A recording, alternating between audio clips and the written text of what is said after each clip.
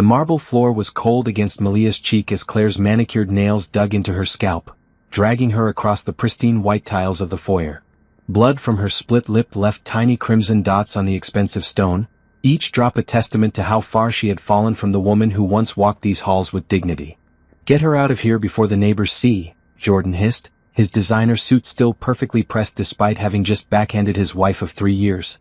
His wedding ring had left a mark across her jaw, the same ring she had once kissed when he proposed on that beach in Hawaii. Claire's laugh was sharp as broken glass. "Don't worry, brother. Everyone already thinks she's crazy anyway." She yanked harder, and Malia felt several strands of her curly black hair tear from her scalp. "The psychiatric evaluations I arranged made sure of that." 6 months ago, Malia would have been shocked by that admission. 6 months ago, she still believed her husband loved her. 6 months ago, she hadn't yet discovered the cameras hidden in every room of their Beverly Hills mansion, or the software installed on her phone that tracked her every movement, or the fact that every single one of her bank accounts had been quietly transferred into Jordan's name. The signs had been there from the beginning, subtle as morning mist but just as real. First it was her friends.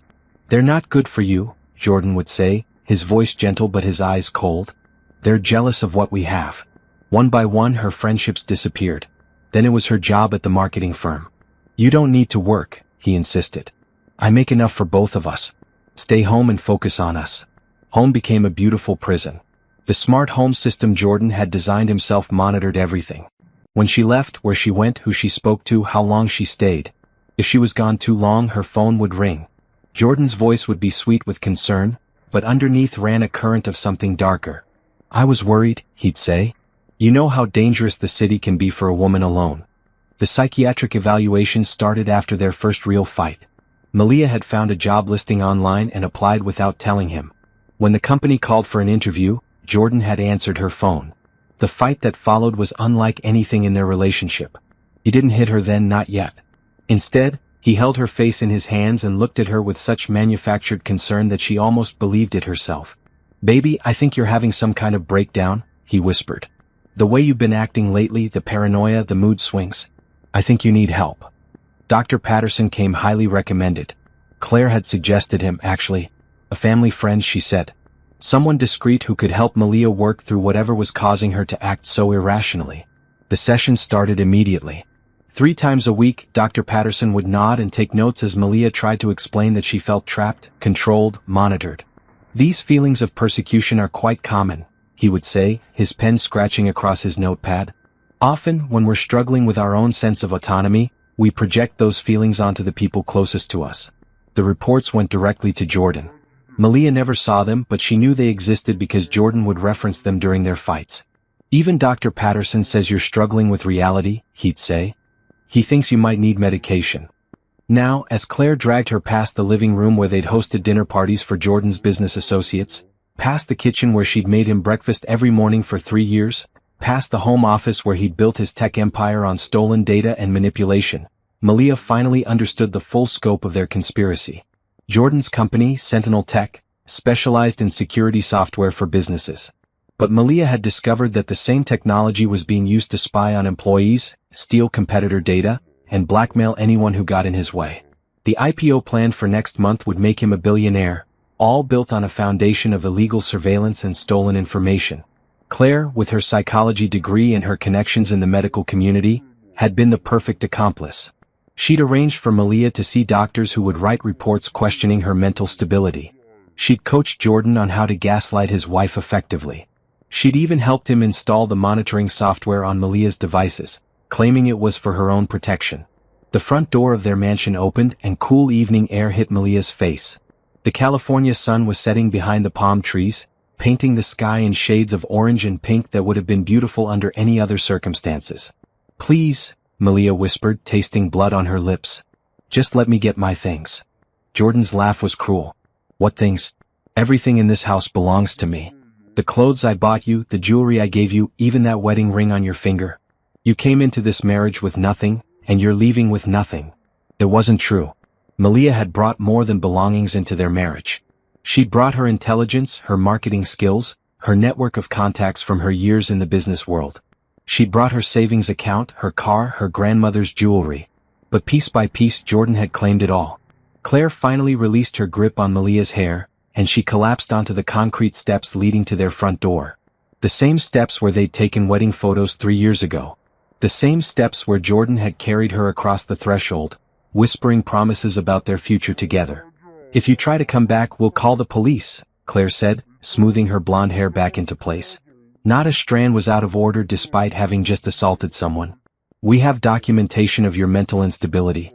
The restraining order is already being processed." Jordan straightened his tie and looked down at his wife with disgust. 3 years I wasted on you. 3 years of trying to help someone who was fundamentally broken.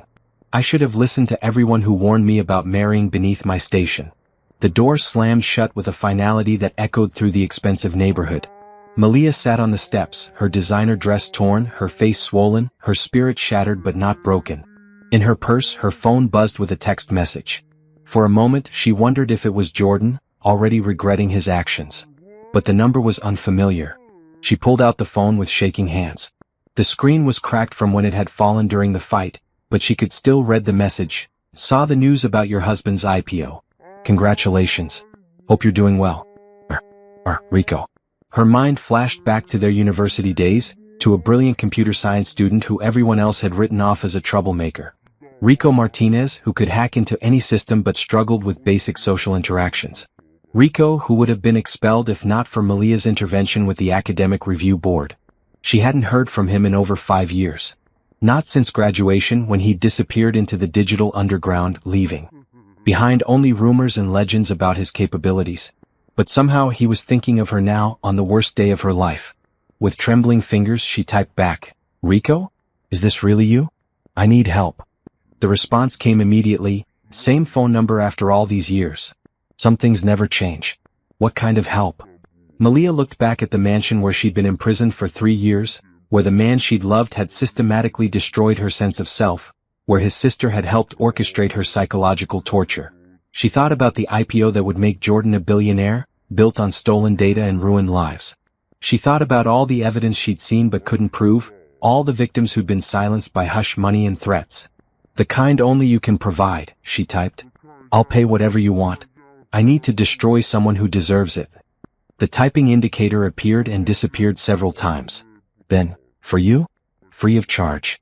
Send me everything you know." As the California sun disappeared behind the Hollywood hills, Malia began typing the longest message of her life. She told Rico about Jordan's illegal surveillance network, about the stolen competitor data, about the blackmail schemes and hush money payments. She told him about Claire's fake psychiatric evaluations and the conspiracy to paint her as mentally unstable.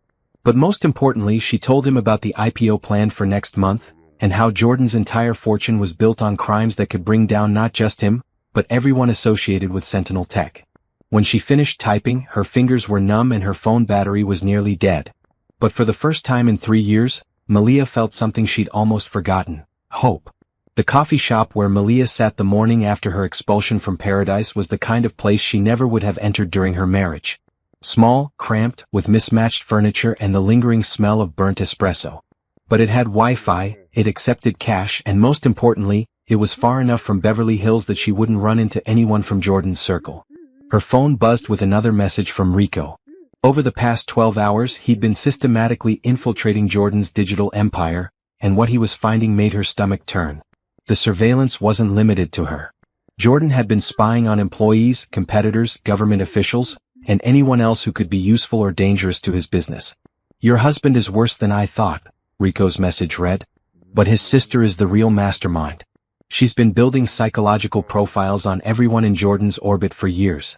This goes way beyond what they did to you, Claire." Malia should have seen it sooner. Jordan was smart, but he was also impulsive and emotional. The systematic nature of what had been done to her required someone with clinical precision, someone who understood how to break down a person's sense of reality piece by piece. Dr. Claire Benedict had graduated from UCLA with a doctorate in psychology, specializing in trauma and manipulation. But instead of using her knowledge to help people, she'd weaponized it. The fake psychiatric evaluations were just the tip of the iceberg. Malia's hands shook as she scrolled through the documents Rico was sending her. Medical records, session notes, email exchanges between Claire and various doctors in Los Angeles. The web of corruption was staggering. Dr. Patterson, the psychiatrist who had declared Malia mentally unstable, had been receiving payments from Claire for years. Not just for Malia's case but for dozens of others. Wives of wealthy men who had become inconvenient. Business partners who asked too many questions. Employees who discovered things they shouldn't have. The pattern was always the same. Claire would arrange for the target to see Dr. Patterson under the guise of helping them with stress or anxiety. Patterson would conduct a few sessions, then write reports documenting severe mental instability, paranoid delusions, and potential danger to themselves or others. The reports would be used to discredit the person in legal proceedings, business disputes, or custody battles. But Claire's reach extended far beyond one corrupt psychiatrist. She had connections throughout the Los Angeles medical community, built over years of networking and strategic favors. When Dr. Patterson's reports weren't enough, she could arrange for second opinions from other doctors in her network. She could have someone committed for psychiatric observation with just a few phone calls. "Look at this," Rico messaged along with a screenshot of an encrypted email. She's been studying cult deprogramming techniques and applying them in reverse. Instead of helping people escape psychological manipulation, she's perfecting it. The email was from Claire to Jordan, dated 6 months into Malia's marriage. The subject line read, Phase 2 Implementation Isolation Protocol. The target is responding well to initial separation from support systems, the email read. Recommend accelerating timeline for financial dependency while maintaining the illusion of choice. Remember, the key is making her believe each decision is her own while ensuring she has no real alternatives. Malia felt sick. Every major decision in her marriage had been manipulated. Quitting her job, cutting ties with friends, moving to Jordan's house, even small daily choices about what to wear or eat. Claire had provided Jordan with a psychological blueprint for total control. But the emails revealed something else. Malia wasn't their first victim. Over the past 5 years, Claire had helped Jordan manipulate and discard 3 other women. Each relationship had followed the same pattern. Love bombing, isolation, control, psychological destruction, then disposal with their reputations in ruins and their finances depleted. The first victim, a woman named Rachel, had been an environmental lawyer who discovered Jordan was selling illegally obtained government data to oil companies. After Claire's treatment, Rachel was hospitalized for a psychiatric breakdown and lost her law license. She now worked at a grocery store in Oregon, too afraid to speak out about what had happened to her. The second victim, Jennifer, had been a journalist investigating tech company privacy violations. She got too close to exposing Jordan's surveillance network. After 6 months of psychological manipulation and fake psychiatric evaluations, she was discredited professionally and personally. She'd moved back in with her parents and hadn't written an article in 2 years. The third victim, Amanda, had been Jordan's business partner. When she questioned some suspicious financial transactions, Claire orchestrated a campaign to make her appear mentally unstable and potentially embezzling money. Amanda lost her stake in the company and was forced to sign a non-disclosure agreement to avoid criminal charges. Now Malia understood why Jordan had been so confident during their confrontation. This wasn't his first time destroying a woman's life. It was a refined process, perfected through practice and guided by his sister's psychological expertise. Her phone rang, making her jump. A known number. Hello? Malia? This is Detective Rodriguez with the LAPD. We received a call about a domestic disturbance at your address last night. Are you safe? For a moment, Malia felt a spark of hope. Someone had called the police. Maybe one of the neighbors had seen what happened and decided to help. Yes, I'm safe now. Did someone report the assault? There was a pause. Actually, ma'am, the call came from your husband. He's filed a report claiming you broke into his house and attacked him and his sister. He has photographs of injuries and wants to press charges. The hope died as quickly as it had appeared. Of course, Jordan and Claire had anticipated this possibility. They'd probably inflicted injuries on themselves after throwing her out, creating evidence of an attack that never happened. Detective, that's not what occurred. They assaulted me and threw me out of what used to be my home. I have injuries too. I understand this is a difficult situation, ma'am. Domestic disputes often involve conflicting accounts of events. Your husband mentioned that you've been receiving psychiatric treatment for paranoid delusions. Claire's web was already working. The fake psychiatric reports were being used to discredit her before she could even tell her side of the story. Those evaluations were falsified, Malia said, but she could hear how it sounded. Exactly like something a paranoid person would claim. Ma'am, I'm going to need you to come down to the station to answer some questions. Your husband has also mentioned that you may be in possession of stolen property documents taken from his home office without permission. Stolen property. The evidence she'd gathered about Jordan's illegal activities was now being framed as theft. Every move had been anticipated, every counterattack prepared for. I'll be there this afternoon, Malia said, ending the call. Another message from Rico popped up. Saw the police report in the system. They're already 3 steps ahead. But I've got something that might help. Claire made one mistake. She kept detailed records of everything. Too detailed. I found her personal files, and she documented the entire process of psychological manipulation. Step-by-step instructions on how to drive someone to a breakdown. The attachment that came with the message made Malia's blood run cold. It was a document titled, Advanced Psychological Control Techniques, a Practical Guide. The author was listed as Dr. Claire Benedict, and it read like a manual for psychological torture. The document outlined methods for isolating victims from support systems, techniques for inducing learned helplessness, strategies for manufacturing evidence of mental instability, and protocols for discrediting victims who tried to speak out. It was comprehensive, clinical, and utterly ruthless. But most damning of all were the case studies. Claire had documented every one of her victims in detail, including Malia. The psychological manipulation was laid out like a scientific experiment, complete with timelines, methods, and results. This is our smoking gun, Rico messaged. She's essentially confessed to orchestrating psychological torture against multiple victims. But we need to be careful how we use it. They'll claim it's fabricated if we're not smart about this. Malia stared at the document on her cracked phone screen. For 3 years, she'd questioned her own sanity, wondered if Jordan was right about her being paranoid and unstable. Now she had proof that every doubt, every fear, every moment of self-questioning had been deliberately manufactured.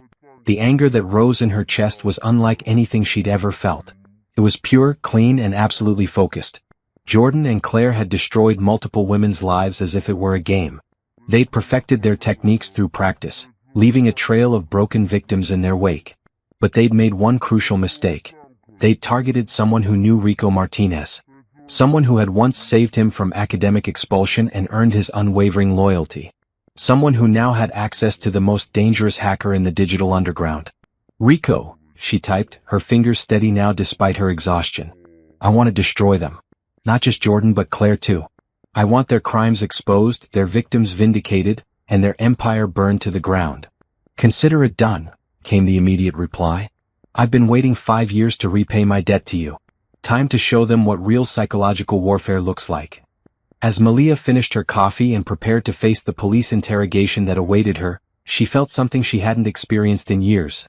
The thrill of being on the offensive instead of constantly defending herself.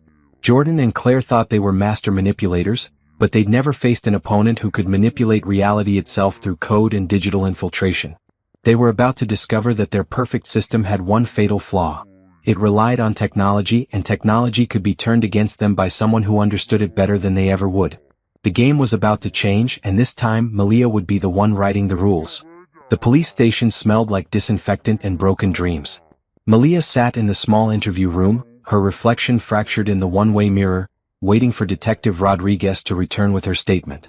The fluorescent lights hummed overhead, casting everything in a sickly blue glow that made her bruises look even worse.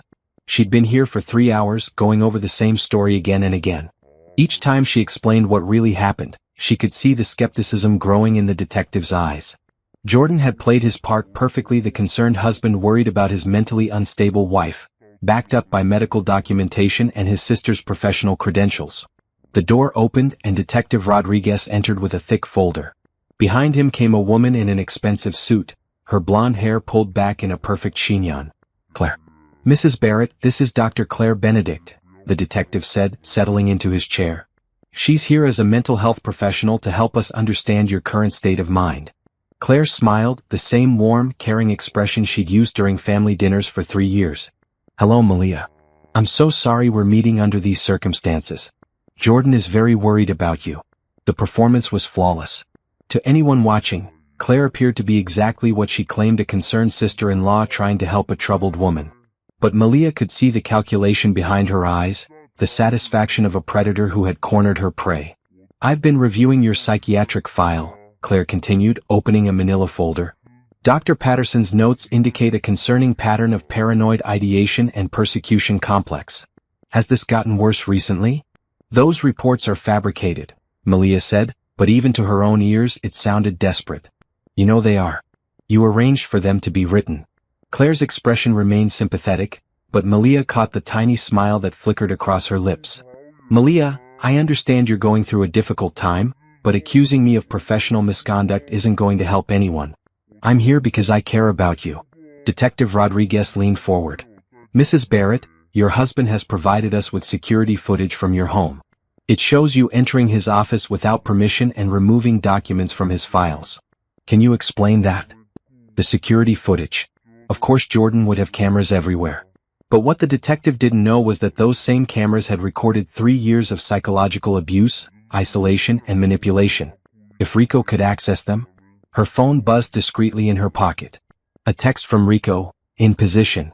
Keep them talking for 10 more minutes. I was looking for evidence of my husband's illegal surveillance activities, Malia said carefully.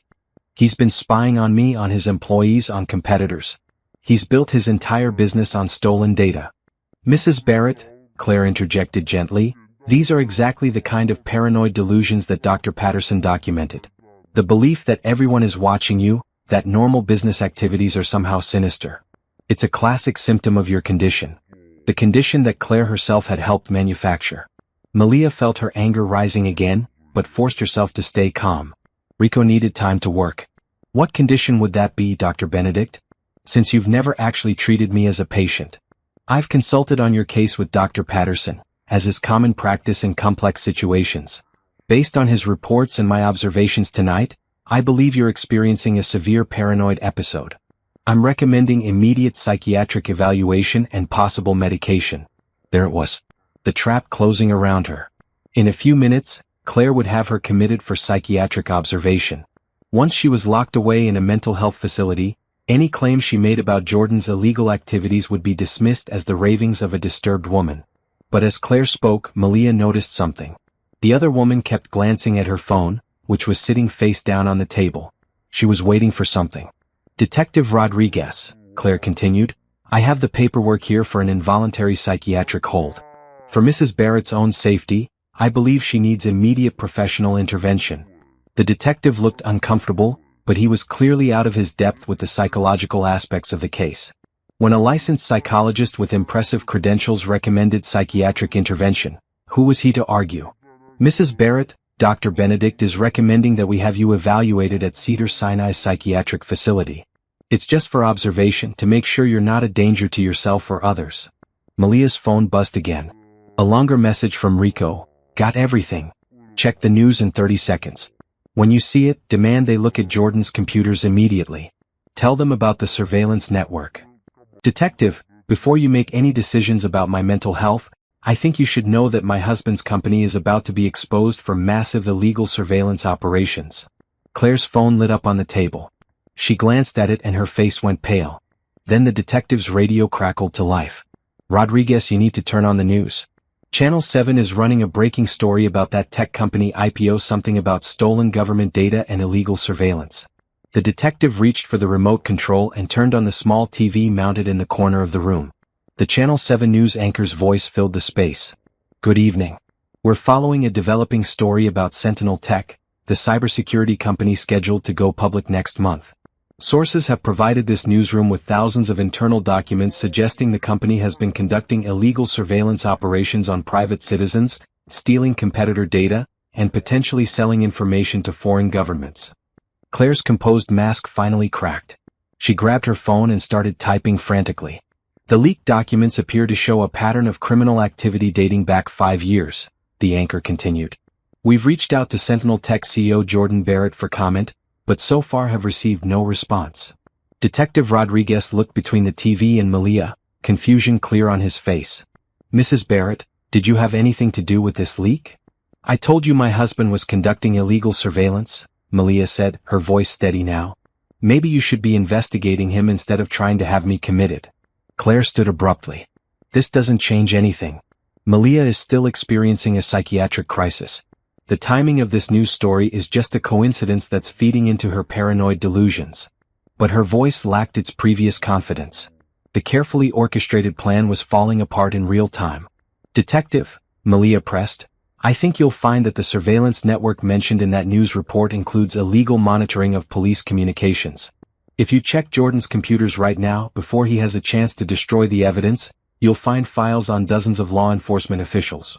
It was a guess, but based on what Rico had shown her, it was an educated one. Jordan's paranoia about being caught would have led him to monitor anyone who could potentially investigate him. Detective Rodriguez was already reaching for his phone. "I need to call this in. Dr. Benedict, I think we need to postpone any psychiatric evaluation until we can sort out what's happening with Mr. Barrett's company." Claire's phone rang. She glanced at the caller ID and her face went ashen. "I need to take this." She stepped out of the room, but through the thin walls, they could hear her voice rising in panic. "No, Jordan, I can't fix this. The documents are everywhere. How did they get access to the encrypted files?" While Claire was distracted, Malia's phone buzzed with a final message from Rico. "Phase 1 complete. FBI has been notified about the government data theft. Financial Crimes Unit is freezing all accounts. Your husband just went from tech CEO to federal fugitive in the span of 20 minutes. How does it feel to watch the empire crumble?" Through the window of the interview room, Malia could see Claire pacing in the hallway, her phone pressed to her ear. The composed, professional psychologist was gone, replaced by a panicked woman watching her carefully constructed world collapse. Detective Rodriguez returned from his phone call. "Mrs. Barrett, there's been a development. The FBI wants to speak with you about your husband's business activities. It seems your claims about illegal surveillance weren't as paranoid as they initially appeared." For the first time in 3 years, Malia smiled genuinely. "Detective, I think you'll find that everything I've told you tonight is true. And I think you'll also find that Dr. Benedict's psychiatric reports about me were part of a conspiracy to discredit victims of my husband's crimes." Claire burst back into the room, her professional composure completely shattered. "Jordan's been arrested. They froze all his accounts. The FBI is raiding Sentinel Tech right now." She looked at Malia with undisguised hatred. "You did this. Somehow you did this." "I told the truth," Malia said simply. "Something you and your brother never seemed to try." As if on cue, Detective Rodriguez's phone rang again. After a brief conversation, he hung up and looked at Claire with new interest. "Dr. Benedict, the FBI would like to speak with you as well. Apparently, your name appears in several of the leaked documents as a co-conspirator in witness intimidation and psychological manipulation." Claire's legs gave out and she sank into her chair. The predator had become the prey in the span of minutes. Outside the police station, the California night air felt different than it had 24 hours ago. It no longer carried the weight of captivity and despair. For the first time since her wedding day, Malia felt truly free. Her phone rang. Rico's number. "How does it feel to watch justice in real time?" he asked. "It feels like revenge," she said, "but the best kind. The kind where you don't have to get your hands dirty because the truth does all the work for you." "This is just the beginning," Rico said. "Wait until you see what happens when the other victims realize they can finally speak out without being dismissed as crazy." As Malia walked away from the police station, she could see the lights of news vans in the distance, racing toward Jordan's mansion. By morning, the story would be international news.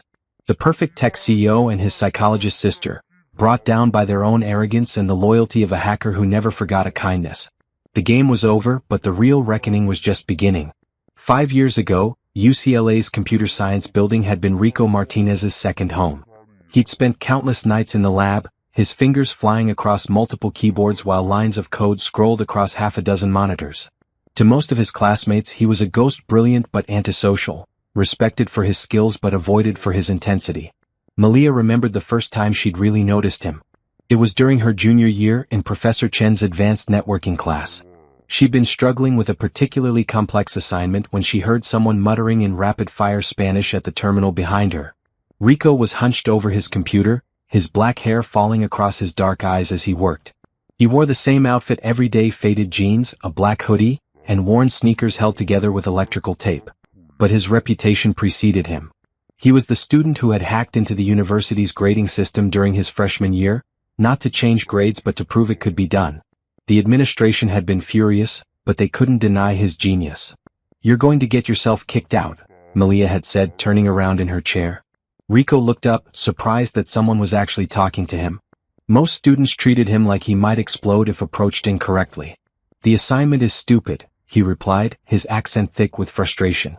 They want us to build a secure network, but they're using protocols from the Stone Age. Any 12-year-old with Google could break this. So show them a better way instead of complaining about it. It was the beginning of an unlikely friendship. Malia was everything Rico wasn't: popular, social, comfortable in her own skin. She was studying marketing and business, planning a corporate career that seemed like a different universe from his world of code and algorithms. But she was also genuinely curious about his work, asking questions that showed she understood the implications of what he was doing. More importantly, she treated him like a person instead of a walking computer. She remembered his birthday, brought him coffee during late-night study sessions, and listened when he talked about his family's struggles as immigrants from El Salvador. The incident that would define their relationship happened during their senior year. Rico had discovered that the university's new student portal was storing passwords in plain text, making every student's personal information vulnerable to attack. Instead of reporting it through official channels, he'd done what came naturally: he'd fixed it himself, rewriting the security protocols to actually protect student data. The university's response was swift and harsh. They accused him of unauthorized access to computer systems, a federal crime that could result in expulsion and criminal charges. The fact that he'd actually improved their security didn't matter. He was a poor kid from East LA who'd embarrassed the administration by exposing their incompetence. Rico's academic advisor had been blunt: accept the expulsion quietly, and maybe we can keep the criminal charges from being filed. Fight this and you'll never work in tech again. But Malia hadn't accepted it. She'd spent 3 days researching university policies, contacting student advocacy groups, and building a case for Rico's defense. She'd argued before the Academic Review Board that Rico had prevented a potential data breach that could have affected thousands of students. She'd brought in character witnesses, documented his academic achievements, and presented evidence that the university's own IT department had been negligent in their security protocols. The hearing lasted 6 hours.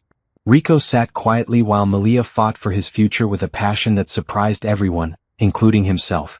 She'd prepared for weeks, treating his case like the most important project of her academic career. Ricardo Martinez didn't break our security, she'd said in her closing argument. He fixed what was already broken. Punishing him for protecting student data sends the message that this university values its reputation more than its students' safety. The board had voted to suspend Rico for 1 semester instead of expelling him outright. It wasn't perfect, but it allowed him to graduate and kept criminal charges from being filed.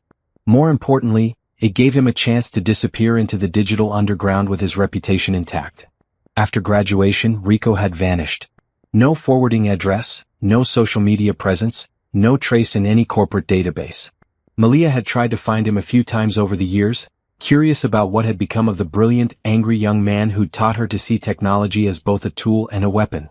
Now, 5 years later, she was about to discover exactly what he'd become. The warehouse in downtown LA looked abandoned from the outside. Broken windows, graffiti-covered walls, weeds growing through cracks in the concrete. But Rico's text had been specific.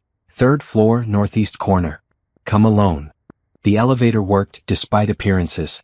When the doors opened on the 3rd floor, Malia stepped into what looked like the command center of a space mission. Banks of monitors lined the walls, their screens filled with scrolling code, network diagrams, and real-time data feeds from around the world. You're late, Rico said without turning around. He sat in front of a curved desk with 6 monitors, his fingers dancing across 3 keyboards simultaneously. He looked older, more serious, but still wore the same black hoodie and faded jeans. I got lost trying to find the entrance, Malia replied, looking around in amazement. Rico, what is this place? Home, he said simply. Also the center of operations for about 60% of the high-profile data breaches you've read about in the past 5 years. Not that anyone can prove that. He finally turned to face her, and she was struck by how much he'd changed. The angry young man was gone, replaced by someone who radiated quiet confidence.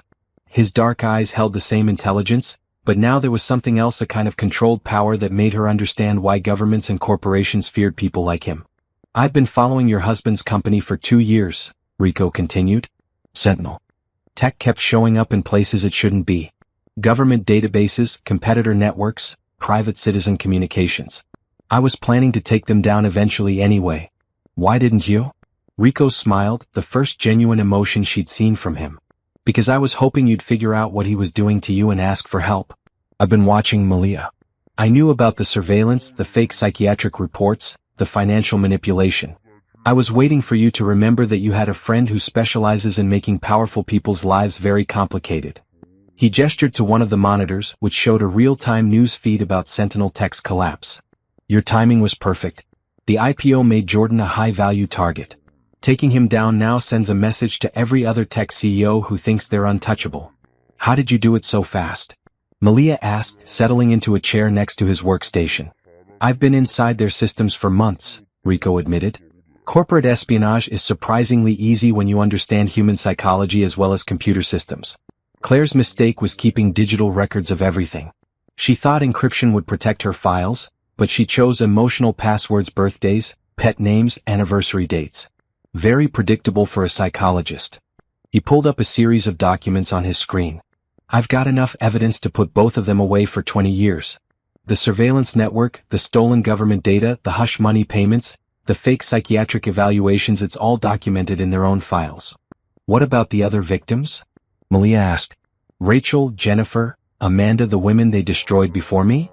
Already contacted all of them, Rico said. Sent them copies of Claire's psychological manipulation manual and the evidence of what was done to them. Rachel's already filed a lawsuit to get her law license back. Jennifer's writing the story of her life for the Washington Post. Amanda's talking to the FBI about financial crimes. The scope of what he'd accomplished in less than 24 hours was staggering. Rico hadn't just exposed Jordan's crimes, he'd orchestrated a complete dismantling of their operation while simultaneously vindicating all their victims. Why? Malia asked. Why go to all this trouble for me? Rico was quiet for a long moment, his eyes fixed on the scrolling code. Do you remember what you said to the review board 5 years ago? About how punishing me would send the wrong message. She nodded. You were the first person who ever stood up for me, he said.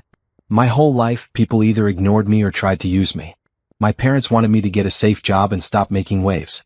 My teachers wanted me to follow rules that didn't make sense. My classmates wanted me to help them cheat but didn't want to be seen talking to me. He turned to look at her directly. But you saw something in me that was worth defending. You fought for my future when I'd given up on it myself. That kind of loyalty, it doesn't expire. The monitors around them continued their silent work, tracking the fallout from Sentinel Tech's collapse.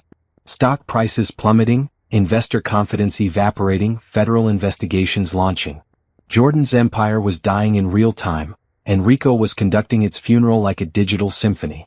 What happens now? Malia asked. Now we watch them burn, Rico said.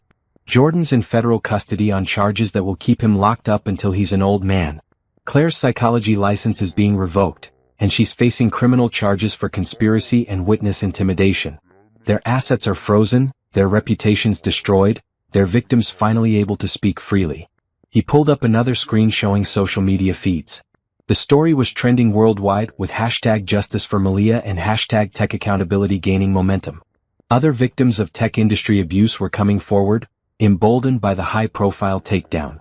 But the best part, Rico continued, is that they'll never know how it happened. They'll spend the rest of their lives wondering who had the power to destroy them so completely. They'll never connect it back to the awkward computer science student you saved 5 years ago. Malia felt a weight lifting from her shoulders that she hadn't even realized was there.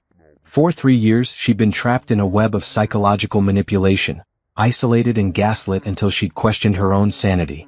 But Rico had done more than expose the truth, he'd given her back her power. What about you? She asked. Won't this bring unwanted attention? Rico shrugged. I've been a ghost for 5 years. No government agency has been able to find me when I didn't want to be found. Jordan and Claire were sloppy, arrogant. They kept records of their crimes and stored them on networked systems. I never make those mistakes. He stood up and walked to one of the windows looking out over the city lights. Besides, after tonight, every other tech CEO is going to be very careful about how they treat people. Word travels fast in Silicon Valley. Cross the wrong person, and you might wake up to find your entire company exposed on the evening news. As if to prove his point, his phone buzzed with a news alert. Another tech company had just announced they were conducting an internal review of their surveillance practices. The fear was already spreading. Rico, Malia said, joining him at the window. Thank you. I don't know how to repay you for this. You already did, he replied. 5 years ago you gave me something more valuable than money or favors. You gave me the belief that good people still exist in this world, and that sometimes they'll fight for what's right even when it costs them something. They stood in comfortable silence, watching the city below. Somewhere out there, Jordan was sitting in a federal holding cell, finally understanding what it felt like to be powerless. Claire was probably in her expensive apartment, frantically calling lawyers and realizing that all her psychological manipulation techniques were useless against federal prosecutors who had documented evidence of her crimes. "What will you do now?" Rico asked. Malia considered the question. 24 hours ago she'd been homeless, broke, and believed by everyone to be mentally unstable. Now she was free, vindicated, and about to become the center of a media storm that would make her story known around the world. "I think I'm going to start a consulting company," she said. "Help other women who've been isolated and manipulated by powerful men. Teach them how to document abuse, how to build support networks, how to fight back effectively." Rico smiled. "Sounds like you'll need good security systems. I know a guy who specializes in protecting people from digital surveillance. Are you offering to be my business partner?" "I'm offering to be your friend," Rico said. "Same as you were for me when I needed one." Outside, the first rays of dawn were beginning to touch the Hollywood Hills. It was going to be a beautiful day. The Sentinel Tech headquarters building had been designed to intimidate. 30 floors of black glass and steel reaching toward the Los Angeles skyline, with Jordan's name etched in silver letters across the facade. At 3 a.m. on the night of the company's destruction, the building was nearly empty except for the overnight security guards and the automated servers that never slept. Rico sat in his warehouse command center, his fingers moving across keyboards with surgical precision. On his monitors, lines of code scrolled past like digital waterfalls, each one a pathway deeper into Jordan's carefully constructed empire. What he was about to unleash would make the evening's revelations look like a gentle warning shot. "Phase 2 begins," he murmured, opening encrypted channels that connected him to servers around the world. For months, Rico had been patient, methodical, building backdoors into every system that Sentinel Tech touched. Jordan's company had made it easy by positioning itself as a cybersecurity provider. Their software was installed on thousands of corporate networks, government systems, and private devices. Each installation had unknowingly granted Rico access to a vast digital ecosystem. But tonight wasn't about subtle infiltration. Tonight was about complete exposure. The first domino to fall was Jordan's personal cloud storage. Rico had been monitoring it for weeks, watching as Jordan uploaded increasingly desperate communications with his business partners, investors, and co-conspirators. The man who had spent 3 years gaslighting his wife was now frantically trying to manage his own crumbling narrative. Rico opened the encrypted archives and began methodically extracting files. Financial records showing money laundering through offshore accounts. Email chains discussing bribes to government officials. Audio recordings of Jordan bragging about his surveillance capabilities to potential clients. Video conferences where he and Claire laughed about their psychological warfare tactics against inconvenient wives and business partners. Each file was automatically anonymized and distributed to a network of investigative journalists, law enforcement agencies, and government watchdog organizations. The beauty of Rico's system was that it made tracing the source nearly impossible. The documents appeared to come from multiple sources simultaneously, making it look like Jordan's entire organization was leaking secrets. But the cloud storage was just the appetizer. The main course was Jordan's surveillance network itself. Sentinel Tech's core business model was based on a lie. They marketed themselves as a cybersecurity company protecting businesses from data breaches and corporate espionage. In reality, they were the ones conducting the espionage, using their security software to steal competitor data, monitor employee communications, and build detailed profiles of anyone who might threaten their clients' interests. Rico had spent 2 years mapping the entire network. It was more extensive than he'd initially realized. Jordan wasn't just spying on his wife and disposing of inconvenient women. He'd built a surveillance apparatus that rivaled government intelligence agencies, selling information to the highest bidder regardless of legality or ethics. The client list read like a who's who of corporate America's most ethically questionable companies. Oil companies buying stolen environmental data. Pharmaceutical companies monitoring patient advocates and whistleblower doctors. Defense contractors tracking journalists investigating military spending. Tech giants using Sentinel services to spy on their own employees and steal startup innovations. Each client relationship was documented in meticulous detail, complete with financial transactions, data transfers, and evidence of the crimes being committed. Jordan's paranoid attention to record keeping, probably intended to protect himself from legal liability, had instead created a comprehensive confession to years of criminal activity. Rico began releasing the client data in carefully coordinated waves. First, he sent evidence of government surveillance to civil liberties organizations and congressional oversight committees. The documents showed that Sentinel had been illegally monitoring federal employees, including FBI agents, judges, and congressional staffers. Within an hour, emergency meetings were being called in Washington. The illegal surveillance of government personnel was treated as a potential national security threat, triggering immediate federal response protocols. FBI field offices in 3 cities received simultaneous orders to execute search warrants on Sentinel Tech facilities. Next came the corporate espionage evidence. Rico had identified over 200 companies that had been victims of Jordan's surveillance network. Trade secrets stolen, confidential communications monitored, proprietary research data siphoned off and sold to competitors.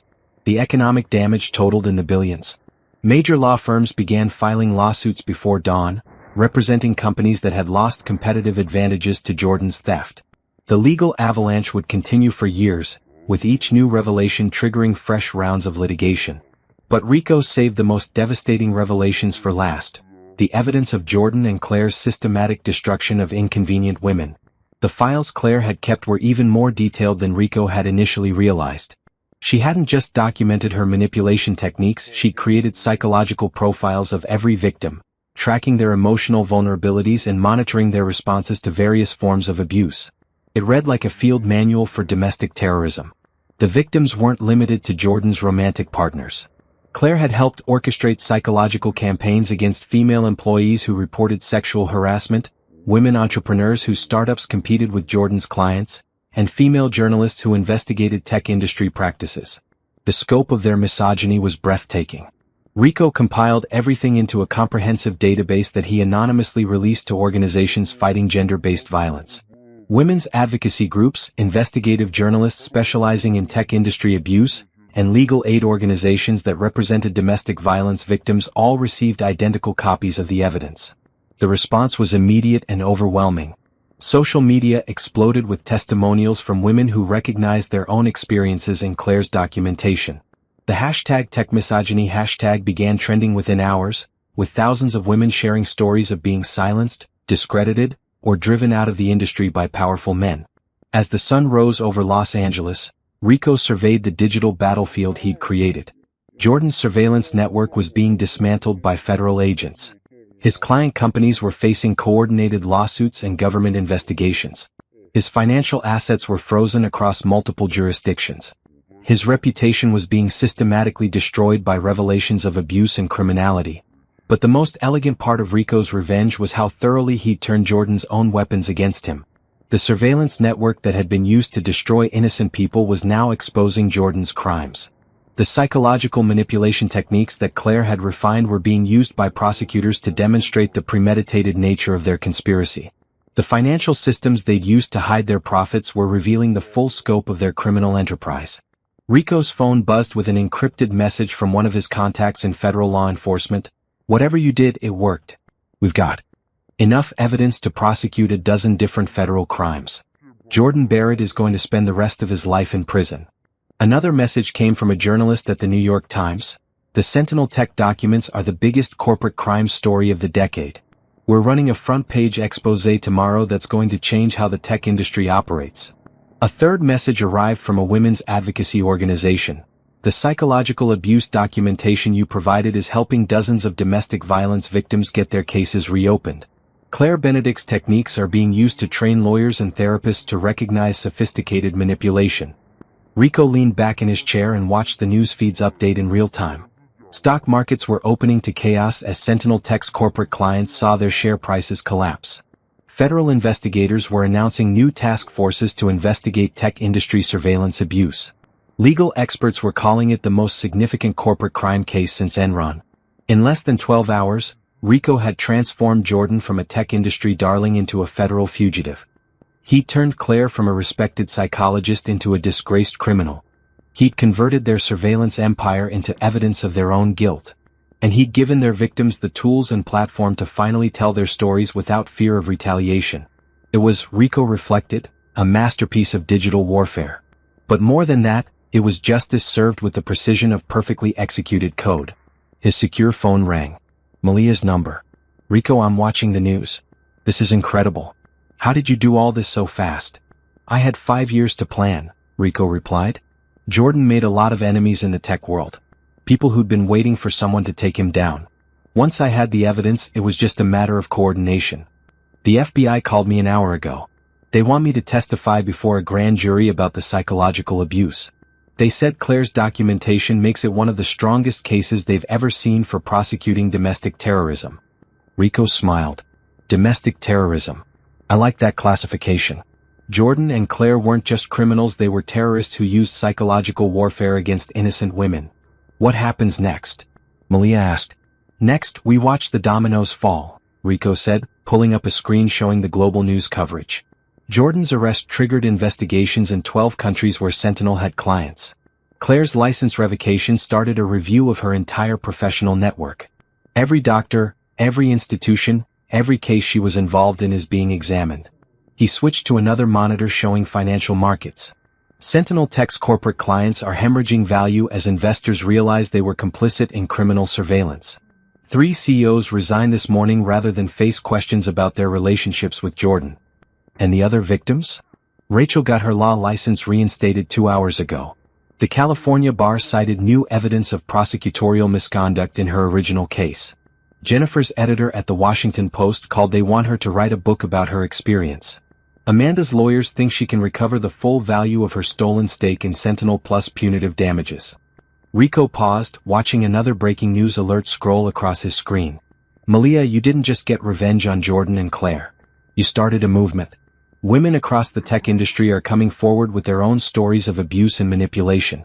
The entire culture is being forced to change. Through his warehouse windows, Rico could see the first helicopters heading towards Sentinel Tech's headquarters building. News crews, probably, documenting the federal raid that would strip Jordan's name from the facade and turn his monument to ego into a crime scene. I need to ask you something, Malia said, her voice serious. Are you okay with what we did? No regrets about destroying them so completely? Rico considered the question.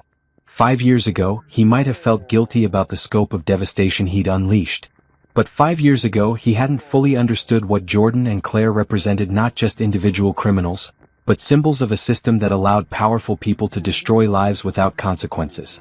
No regrets, he said finally. They built their empire by crushing innocent people. They made millions by turning psychological abuse into a business model. Everything that's happening to them now, they earned through their own choices. And now we make sure it never happens again, Rico replied, his fingers already moving toward new projects on his screens.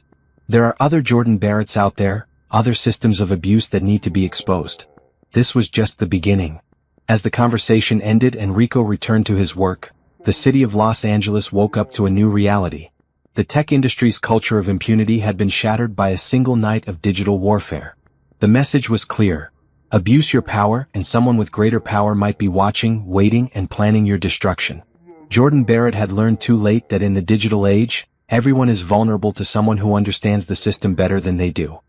His empire had fallen not to physical force or legal maneuvering, but to the patient, methodical work of someone who had been underestimated his entire life. Rico Martinez, the ghost in the machine, had finally stepped into the light. And the tech world would never be the same. At 6:47 a.m. Pacific Time, Jordan Barrett's phone began ringing in his federal holding cell. He couldn't answer it, of course the device had been confiscated during his arrest 12 hours earlier. But if he could have taken the call, he would have heard his accountant's panicked voice delivering news that would complete his transformation from tech billionaire to financial pariah.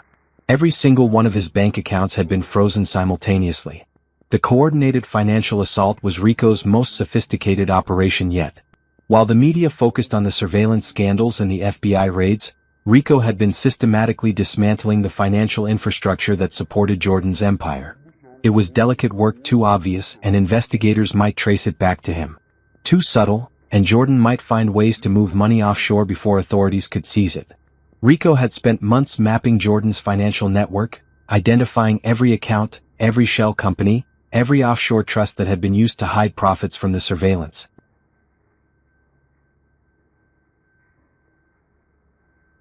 Operation.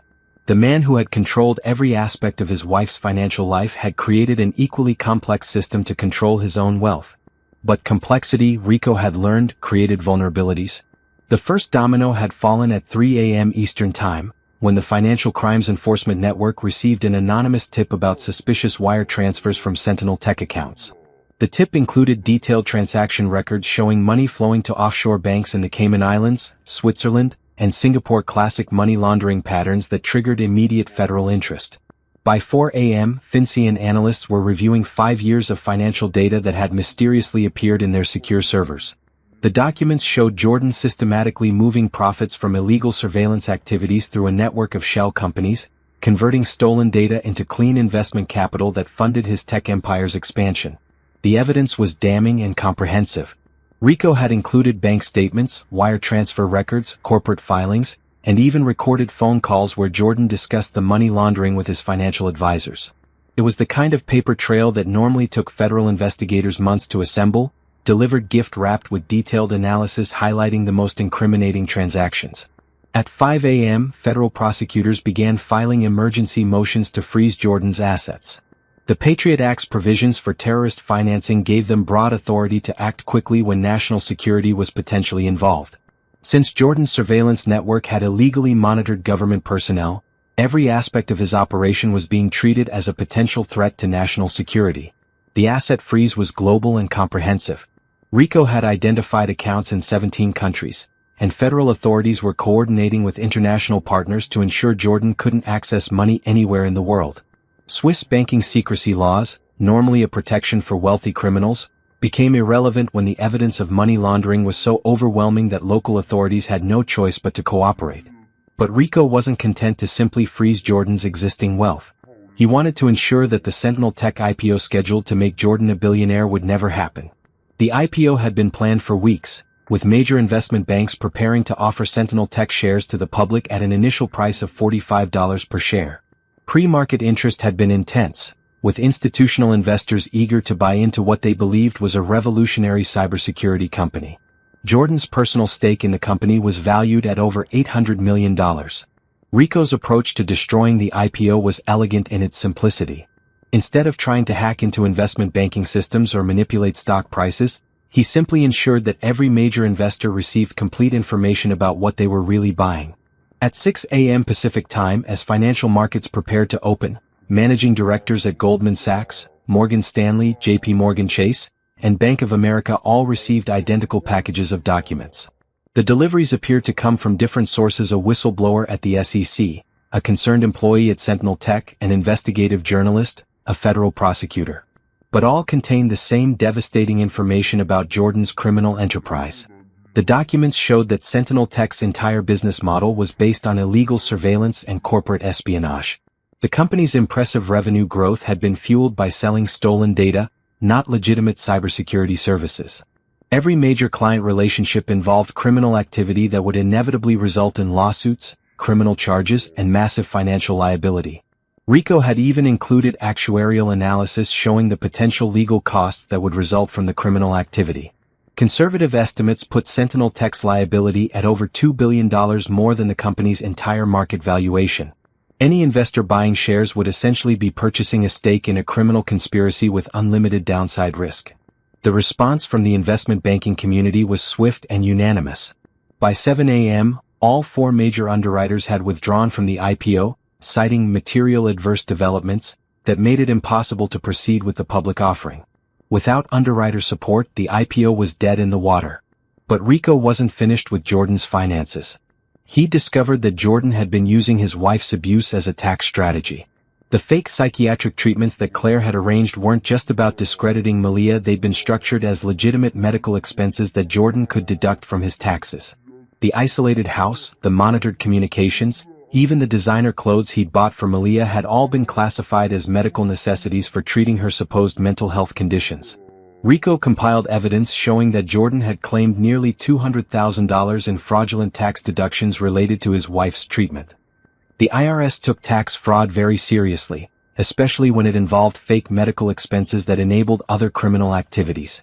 The tax fraud evidence was delivered to the IRS Criminal Investigation Division with detailed analysis highlighting patterns that connected Jordan's tax evasion to his broader surveillance and money laundering operations. Federal tax investigators began preparing additional criminal charges that would ensure Jordan faced decades in prison even if he somehow beat the surveillance and money laundering charges. As financial markets opened at 9:30 a.m. Eastern Time, the scope of Jordan's collapse became apparent to the business world. Sentinel Tech's stock price, which had been trading as high as $60 per share in anticipation of the IPO, opened at $12 and continued falling. By market close, it had dropped to $3 per share, wiping out over 90% of the company's market value in a single day. Jordan's other investments suffered similar collapses. His stake in various tech startups became worthless as venture capital firms panicked about their association with criminal surveillance activities. His real estate investments were frozen by federal asset seizure orders. His art collection, car collection, and other luxury assets were all impounded as evidence in criminal proceedings. In less than 24 hours, Jordan had gone from having a net worth of over $800 million to being completely insolvent. Every asset was either frozen, seized, or worthless. He couldn't make bail, couldn't hire private attorneys, couldn't even buy food for himself in jail. But Rico's financial warfare extended beyond just Jordan. Claire's finances were equally devastated. Dr. Claire Benedict had built her own wealth through years of enabling Jordan's psychological manipulation campaigns. She charged premium rates for her consultation services, helping wealthy men destroy inconvenient women while maintaining plausible deniability about her role in the abuse. Rico had identified every client Claire had worked with over the past 5 years, documenting the pattern of psychological manipulation that she'd perfected and refined. Each case followed the same template. Fake psychiatric evaluations, manufactured evidence of mental instability, systematic isolation from support systems, and ultimately the destruction of the victim's credibility and financial independence. The evidence went to state medical boards, federal prosecutors, and civil rights organizations simultaneously. Claire's psychology license was revoked in California within hours, with other states following suit as news of her criminal activity spread. Her malpractice insurance was canceled, her professional memberships revoked, and her academic affiliations terminated. But the financial damage went deeper. Rico had discovered that Claire had been operating what amounted to a criminal conspiracy, coordinating with multiple doctors, lawyers, and other professionals to systematically abuse vulnerable women. Under federal racketeering laws, her entire network could be prosecuted as an organized crime syndicate. The racketeering charges meant that everything Claire had earned through her criminal activities could be seized by federal authorities. Her house, her savings, her retirement accounts, even her car were all subject to forfeiture as proceeds of criminal activity. Like her brother, she went from comfortable wealth to complete destitution in a matter of hours. As the financial destruction unfolded, Rico monitored the broader impact on the tech industry. Jordan and Claire's collapse was sending shockwaves through Silicon Valley as investors and executives realized how exposed they were to similar attacks. Companies that had used Sentinel Tech services were facing their own financial crises as customers canceled contracts and investors pulled funding. The entire cybersecurity sector was in free fall as trust collapsed and regulatory scrutiny intensified. Stock prices across the tech industry fell as investors tried to identify which other companies might be engaged in similar criminal activities. Rico's phone buzzed with an encrypted message from a contact at the Treasury Department. The financial investigation is expanding beyond Barrett. We're finding connections to dozens of other tech companies engaged in similar surveillance activities. This is going to be bigger than anyone anticipated. Another message came from a forensic accountant working with federal prosecutors. The money laundering network you exposed is being used by multiple criminal organizations. Barrett wasn't just stealing data, he was providing financial services for other criminals. The conspiracy is massive. By evening, the financial press was calling it the biggest tech industry collapse since the dot-com crash. Jordan's empire hadn't just fallen, it had taken significant portions of the surveillance industrial complex down with it. Companies, investors, and professionals who had enabled or profited from illegal surveillance activities were all facing their own reckonings. Rico looked out over the city lights of Los Angeles, watching helicopters circle over the darkened Sentinel Tech building. Tomorrow, federal marshals would begin auctioning off Jordan's assets to compensate his victims. The Beverly Hills mansion where Malia had been imprisoned would be sold, with proceeds going to a victim compensation fund. But the most satisfying part of the financial collapse wasn't the dollar amounts involved. It was the knowledge that Jordan and Claire would spend the rest of their lives knowing exactly what they'd lost. Every day in prison, they would remember their former wealth and understand that it was their own cruelty and arrogance that had destroyed everything they'd built. They'd created a system designed to strip power and agency from vulnerable women. Rico had turned that same system against them, stripping away their power, their agency, and their ability to ever hurt anyone again. Justice, it turned out, had excellent credit and unlimited resources when it was backed by the right kind of digital warfare. The first news van arrived at Sentinel Tech headquarters at 4:47 a.m., drawn by reports of federal raids and executive arrests. By sunrise, the entire block was transformed into a media circus. Satellite trucks lined the street, reporters did live broadcasts from the sidewalk, and helicopters circled overhead capturing aerial footage of federal agents carrying boxes of evidence from the building. Rico watched the coverage from his warehouse command center, monitoring dozens of news feeds simultaneously. What had started as a targeted strike against Jordan and Claire was becoming something much larger, a cultural reckoning with the tech industry's culture of abuse and impunity. The story had everything that modern media craved: wealth, power, corruption, domestic abuse, and the spectacular fall of people who had seemed untouchable just days earlier. But more than that, it had victims who were finally free to tell their stories without fear of retaliation. Rachel Morrison, the environmental lawyer who had been Jordan's first victim, was scheduled to appear on CNN at 8 a.m. She'd been silent for 5 years, destroyed professionally and personally by Jordan and Claire's psychological warfare. But with Jordan in federal custody and Claire's license revoked, Rachel no longer had to fear being dismissed as a mentally unstable woman making paranoid accusations. Rico had sent her copies of all the evidence: Claire's manipulation manual, Jordan's surveillance records, the financial documents showing how they'd profited from her destruction. For the first time, she had proof that everything she'd experienced was real, documented, and part of a larger pattern of criminal behavior. The interview was devastating. Rachel sat calmly in the CNN studio, her law degree and professional credentials displayed on screen, as she methodically described how Jordan and Claire had destroyed her career and her sanity. She brought copies of the fake psychiatric evaluations, the surveillance records, and the evidence of how her environmental research had been stolen and sold to oil companies. "I spent 5 years thinking I was crazy," Rachel said, her voice steady but her eyes reflecting years of pain. "I had a successful law practice, a loving family, a clear sense of who I was. Then I discovered that Jordan Barrett was selling illegally obtained EPA data to companies I was investigating. When I tried to expose him, Dr. Claire Benedict convinced me that I was having a psychological breakdown." The host, a seasoned journalist who had covered corporate crime for decades, looked stunned by the scope of the manipulation. "How did they convince you that your own memories weren't real?" "Systematically," Rachel replied. "First, Dr. Benedict had me evaluated by psychiatrists in her network who diagnosed me with paranoid delusions. Then Jordan's surveillance system was used to monitor my communications and isolate me from colleagues who might support me. Every time I tried to present evidence of his crimes, it was dismissed as the product of a diseased mind." She held up a thick folder. "But I kept copies of everything. And now, thanks to the federal investigation, I finally have external validation that everything I experienced was real. Jordan Barrett and Claire Benedict are criminals who used psychological torture to silence their victims." The interview went viral within hours. #Rachel Morrison began trending on social media as thousands of women shared their own stories of being gaslit, manipulated, and silenced by powerful men. Legal experts appeared on news shows to discuss how the case was changing understanding of domestic abuse and psychological manipulation. But Rachel was just the beginning. Jennifer Walsh, the journalist who had been investigating tech industry privacy violations, appeared on NBC that evening.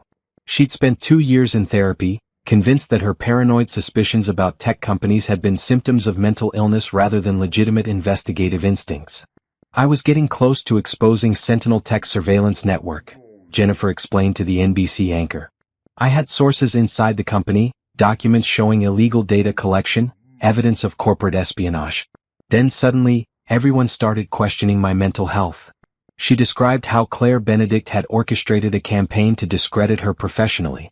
Sources stopped returning her calls. Editors questioned her judgment. Colleagues began avoiding her. Medical professionals suggested she was suffering from work-related stress and paranoid ideation. "The most insidious part," Jennifer said, "was how they made me doubt my own instincts. I'm an investigative journalist. My job is to be suspicious, to question official narratives, to dig for hidden truths. But Dr. Benedict's psychological manipulation made me believe that these natural professional instincts were symptoms of mental illness." The evidence Rico had provided vindicated everything Jennifer had discovered during her investigation. Her original reporting had been accurate. Sentinel Tech was conducting illegal surveillance operations on a massive scale. Her sources had been legitimate. Her instincts had been correct. But Jordan and Claire's psychological warfare had been so effective that she'd abandoned the story and sought psychiatric treatment instead. "I lost 2 years of my career and nearly lost my sanity," Jennifer continued. "But the most tragic part is thinking about all the other stories I didn't pursue because I'd been convinced I couldn't trust my own judgment. How many other criminals like Jordan Barrett are still operating because their victims have been silenced by psychological manipulation?" The third victim to go public was Amanda Chen, Jordan's former business partner who had questioned suspicious financial transactions. Her story was particularly powerful because it showed how Claire's techniques were used to steal not just credibility, but actual wealth. Amanda had co-founded an early version of what would become Sentinel Tech, contributing both capital and technical expertise. When she discovered that Jordan was using their security software for illegal surveillance, she demanded that they shut down the criminal activities or she would expose them. Claire's response had been swift and devastating. Amanda was suddenly facing accusations of embezzlement, backed by fake psychiatric evaluations that portrayed her as unstable and potentially dangerous. The legal pressure forced her to sell her stake in the company for a fraction of its value and sign non-disclosure agreements that prevented her from speaking about what she discovered. "They stole my company, my money, and my reputation," Amanda told a congressional committee that was hastily convened to investigate the tech industry's abuse of psychological manipulation. "But most importantly, they stole years of my life. I spent 3 years believing I was the problem, that my concerns about Jordan's criminal activities were symptoms of mental illness rather than legitimate business ethics." The congressional hearing was broadcast live on C-SPAN and major networks. Representatives from both parties expressed outrage at the systematic abuse of women in the tech industry. The evidence Rico had compiled was entered into the congressional record, creating a permanent public document of Jordan and Claire's crimes. But the most powerful testimony came from Dr. Patricia Williams, a forensic psychologist who analyzed Claire's manipulation manual.